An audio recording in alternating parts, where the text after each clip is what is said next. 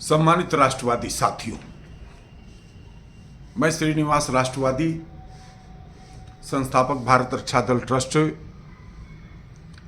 आज अपनी बात पूज्य साध्वी रीतम्बरा जी के उस 2 लाइन से प्रारंभ करता हूं कि खून खराबा होता है तो एक बार हो जाने दो, बार बार जलने से अच्छा धू धू कर जल जाने दो। यह लाइन साध्वी रीतम्बरा जी ने श्री राम मंदिर आंदोलन के दौरान विभिन्न सभाओं में व्यक्त किया था। आज मैं उनकी लाइन को इस रूप में आप सबके समक्ष रखते हुए बात कर रहा हूं कि जिस तरीके से यूजीसी का एक बिल, मेरा मन तो यह कहता है कि यूजीसी का जो ड्राफ्ट है वह कहीं न कहीं भारतीय जनता पार्टी के अंदर इस प्रकार का कोई राक्षसी प्रवृत्ति का दिखावे में साधु संत इस रूप में यह बात कहना चाहता हूं कि रामायण की जो प्रारंभिक लाइनें हैं उसमें आप देखिए, रामायण जब आप पढ़ते हैं तो उसमें दिखाया गया है कि एक राजा प्रताप भानु थे। राजा प्रताप भानु बहुत दयालु राजा थे, उनकी कीर्ति चारों तरफ फैल रही थी। वह इसी तरीके से आखेट करते हुए जंगलों में चले जाते हैं और जंगल में वह रास्ता भटक जाते हैं और भटकते हुए उन्हें एक कुटी मिलती है। वहाँ पर एक साधु मिलता है और वह साधु उनको उनका अतिथि सत्कार करते हुए उनको कहता है कि आप चक्रवर्ती सम्राट बन सकते हैं, इसके लिए आपको एक यज्ञ कराना होगा, लेकिन शर्त यह है कि यह यज्ञ बिल्कुल गुप्त रूप में होगा, किसी को पता नहीं चलेगा कि कौन इसका यज्ञ कर रहा है, यज्ञ का कौन प्रसाद बना रहा है। आपका हम यह यज्ञ करेंगे, यह रात्रि में यज्ञ होगा और इसमें आप सभी ब्राह्मणों को आमंत्रित करिए। महाराजा प्रताप भानु वहाँ से अपने घर आते हैं और वह यज्ञ की घोषणा करते हैं। यज्ञ प्रारंभ होता है और वह कपटी साधु यज्ञ क्या करता है, यज्ञ के दौरान वह जो प्रसाद बनता है उसमें मांस मिला देता है और जब सभी ब्राह्मण यज्ञ के उपरांत भोज के लिए बैठते हैं तो आकाशवाणी होती है, ऐ ब्राह्मणों, जो तुम यह भोजन प्रसाद ग्रहण करने जा रहे हो इसमें मांस मिला हुआ है। उस आकाशवाणी को सुनकर सारे ब्राह्मणों ने क्रोध में आकर राजा प्रताप भानु को श्राप दे दिया, जा पूरे खानदान के साथ तो राक्षस हो जा। अब प्रताप भानु भी अचंभित होते हैं कि यह क्या हो गया। फिर धीरे धीरे जब सबका क्रोध शांत होता है, वस्तु स्थिति को जब प्रताप भानु सबके सामने रखते हैं कि किस तरीके से एक कपटी साधु मिला और उसने हमसे क्या कहा, और सारी बातें जब ब्राह्मणों को समझ में आती है तो चूंकि श्राप तो दिया जा चुका था, उस स्थिति में उस शाप के निवारण के लिए उन्हीं ब्राह्मणों ने बताया कि ठीक है, अब श्राप तो वापस नहीं हो सकता है, लेकिन तुम्हें इसकी मुक्ति के लिए तुम अगले जन्म में रावण, अहिरावण, कुंभकर्ण, मेघनाथ वगैरह वगैरह पूरे खानदान के साथ राक्षस बनोगे, राजा बनोगे और प्रभु श्री राम स्वयं अवतरित होकर के तुम्हारे पूरे खानदान का वध करके तुमको इस श्राप से मुक्ति दिलाएंगे। इसी तरीके का कोई न कोई कालनेमी भारतीय जनता पार्टी में आ गया और उसने जिस तरीके से भूतपूर्व प्रधानमंत्री वीपी सिंह जी पिछड़ों के मसीहा बनने के लिए उस समय शरद यादव जी, लालू प्रसाद जी, रामविलास पासवान जी, नीतीश जी और भी तमाम नेताओं के कहने पर उन्होंने मंडल कमीशन की रिपोर्ट 1989 में लागू किया था। ठीक उसी तरीके का एक सुझाव हम समझते हैं कि किसी गलत तरीके से जो है भारतीय जनता पार्टी के नेतृत्व को, सरकार को दे दिया गया और सरकार ने यूजीसी का एक बिल जो पेश किया वह उसके लिए गलत साबित हो गया।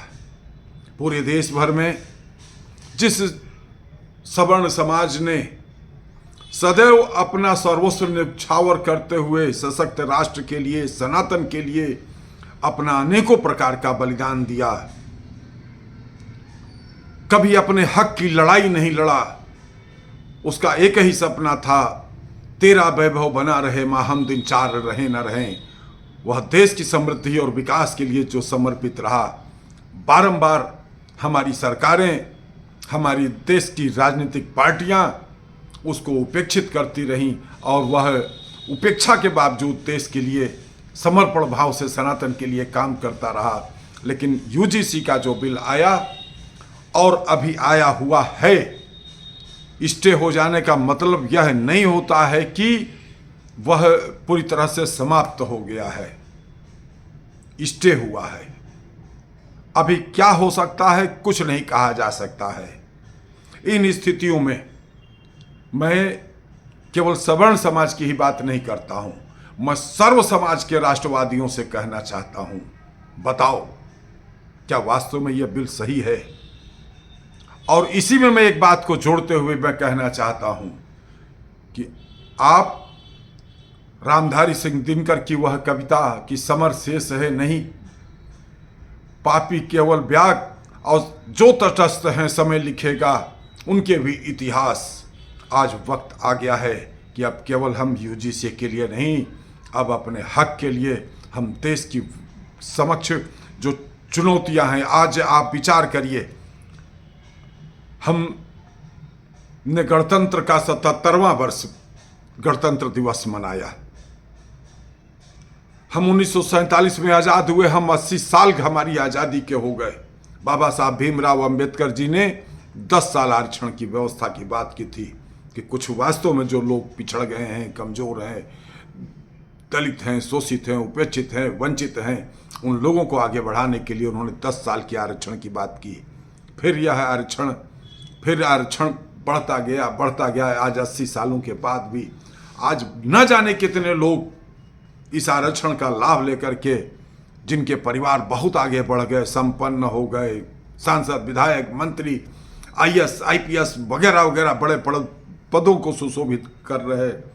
लेकिन आज आप ईमानदारी से बताओ कि किसी एक व्यक्ति ने जो इस आरक्षण का लाभ लेकर के आगे बढ़ा हो और वो उसने यह घोषणा किया हो कि चूंकि मैं और मेरा परिवार आर्थिक रूप से इतना सबल और सक्षम हो गया है कि अब हमें और हमारे परिवार को आरक्षण की ज़रूरत नहीं है और इसलिए हम आरक्षण का परित्याग करते हैं, इस तरीके की घोषणा किसी ने किया? नहीं किया। क्या 80 सालों में किसी की तरक्की नहीं हुई, किसी की उन्नति नहीं हुई? लेकिन वास्तव में साथियों, कुछ लोग हैं जो कि हमारे दलित, शोषित, उपेक्षित, वंचित, पिछड़े, कमज़ोर लोगों का हक मार रहे हैं और हमारे जो वास्तव में जिनको इसका हक मिलना चाहिए उनको हक नहीं मिल रहा है। लेकिन फिर भी वो उनकी जय जयकार कर रहे हैं, जाति के नाम पर अंधे होकर के उनके साथ जो है चल रहे हैं। इसलिए हम इस अपील के माध्यम से हम आरक्षण का विरोध नहीं करते हैं, लेकिन अब एक लड़ाई हम सबको और सर्व समाज को यह लड़ना होगा कि अब आरक्षण आर्थिक आधार पर होना चाहिए। बहुत हो गया, अब हम चुप नहीं रहेंगे, अब हम आवाज़ उठाएंगे, हम अपनी बात को आगे बढ़ाएंगे। और मैं आप सब से कहना चाहता हूँ, आओ अब केवल अब समानता की बात, एक देश एक कानून एक संविधान की बात किया जाए और सबकी समृद्धि और सबका विकास, मैं प्रधानमंत्री नरेंद्र मोदी जी के उस विजन की बात करना चाहता हूँ। सबका उत्थान सबका विकास का जो नारा आपका है वह तभी वास्तव में चरितार्थ होगा जब देश के, चाहे वो जात बिरादरी कोई भी हो, जो आर्थिक रूप से बहुत ही विपन्न हैं उनको प्रथम श्रेणी में ले आइए और उनकी तरक्की सरकार का लक्ष्य होना चाहिए। जो आर्थिक रूप से उनसे थोड़ा सा कमज़ोर हैं उनको सेकंड श्रेणी में लाइए और जो आर्थिक रूप से हर तरह से संपन्न हैं, सुदृढ़ हैं, उनको थर्ड लाइन में लेकर के आइए। और गरीब, पिछड़े, उपेक्षित, वंचित को जो है आगे बढ़ाने का काम करिए। हम सब लोग आपके साथ हैं, लेकिन हम समझते हैं कि कहीं ना कहीं अब यह सब एजेंडा राजनीतिक एजेंडा बन गया, वोटों का हथियार बन गया। तो जब देश की सरकार, जब देश की विभिन्न पार्टियां सिर्फ और सिर्फ जिनका एजेंडा एक है कि हमें वोट कैसे हमारा बढ़ेगा, हमारा जनाधार कैसे बढ़ेगा, इन स्थितियों में राष्ट्र की तरक्की उस रूप में नहीं हो पा रही है और नहीं हो पाएगी जिस रूप में हमारे देश के क्रांतिकारियों ने जिस देश की आज़ादी की लड़ाई के लिए अपना अमर बलिदान दिया था, जो हमारे अमर शहीदों ने आज़ादी की लड़ाई में एक स्वतंत्र राष्ट्र के रूप में भारत का सपना देखा था। आज उनके सपनों को साकार करने के लिए अब एक युद्ध समानता के लिए हम सबको, वह युद्ध एक वैचारिक युद्ध होगा। हम सब इस बात को आगे बढ़ाएं और अंतरात्मा की आवाज़ से इस बात को विचार करो, क्या आज जाति के आधार पर किसी की उपेक्षा हो रही है? मैं समझता हूँ नहीं हो रही है। और अगर कहीं है तो किसी की भी, अभी आप देख लीजिए एक फिल्म आई है घूसखोर पंडित।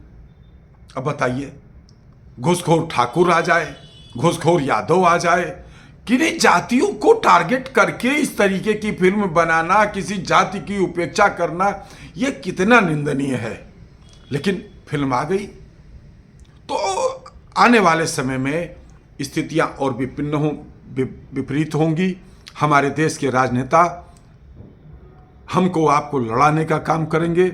इनको सत्ता चाहिए, यह सत्ता के लिए कुछ भी कर सकते हैं। इन स्थितियों में हम देश के समस्त बुद्धिजीवी राष्ट्रवादियों से अनुरोध करना चाहता हूं, एक देश एक कानून एक संविधान की लड़ाई हम सब लड़ा जाए, समानता की लड़ाई लड़ा जाए, सबकी तरक्की की लड़ाई लड़ा जाए, गरीबों को आगे बढ़ाने की बात की जाए। इन्हीं बातों के साथ मैं आप समस्त साथियों से इस अभियान को एक जन आंदोलन बनाने के लिए, एक वैचारिक आंदोलन बनाने के लिए आपके सहयोग और समर्थन की अपील करते हुए अपनी वाणी को विराम देता हूं। धन्यवाद। जय मातृभूमि, जय भारत।